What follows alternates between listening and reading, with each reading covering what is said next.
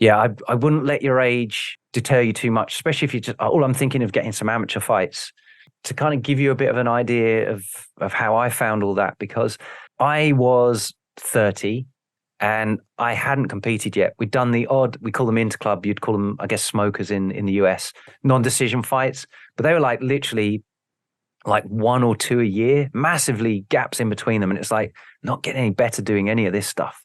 Fighters, welcome back to another episode of Heatrick Muay Thai Performance. The gym I was training at for Muay Thai, they didn't have any fighters. They had Muay Thai on the timetable, but it was more a martial arts gym that did Muay Thai as one of the arts, if you like. Didn't have fighters and competitors. And I ended up, I was actually been made one of the instructors for Muay Thai, but I felt like a complete fraud because I hadn't been fighting.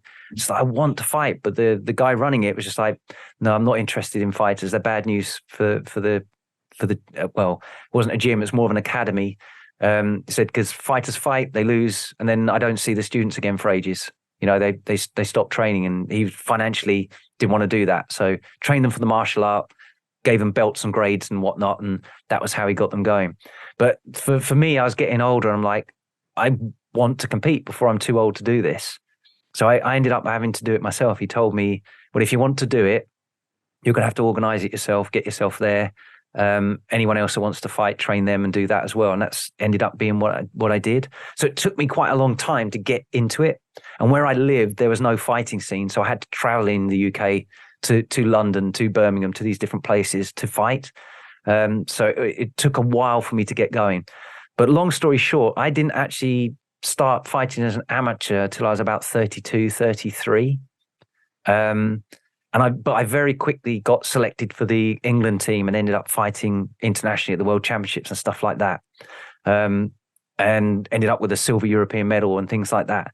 But I was the oldest, and I actually I couldn't get selected for the amateur team, even though I was still the best in the country, because I was 35, and that for the rules at the time, I'm not sure if that's changed actually, but the rules at the time were the once you were 35 or over, you couldn't compete as an amateur anymore. It's too old. So I then just had to fight pro. And then I fought pro for the next 5 years, and eventually retired because of an elbow injury, not because of anything else, at the age of 40. And at that stage, I was UK ranked number 4 pro. So I was fighting everyone way, way younger than me. And to be honest, my technical ability was okay, but the people I got to train with were only people I was training. So I'd have to go out to try and technically get ideas from other people. So I didn't have the best sparring partners to work with either to bring my level up. So the main reason I did so well, technically I was okay, but didn't get as much practice as I needed, but it was the physicality. So my strength and conditioning was really good. So I was just a really tough, relentless bugger. and that was how I'd win fights.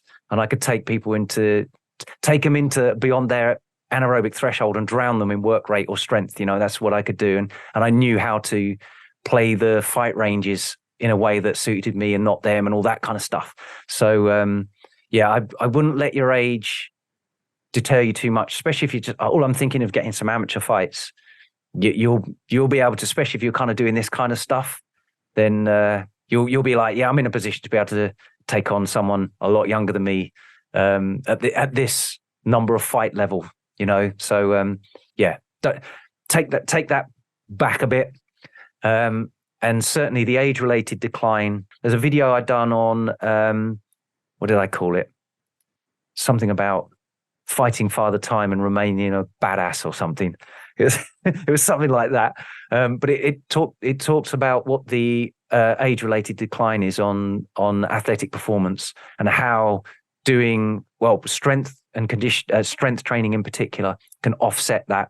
So whereas everyone else is depreciating at a percentage per year beyond the age of sort of 30, if you're doing this kind of stuff and working strength, power, and speed, your decline is nowhere near the same as someone else is not doing that stuff. So you can match them. Thanks for listening. If you found this valuable, please like, subscribe, and share with someone else it could help too.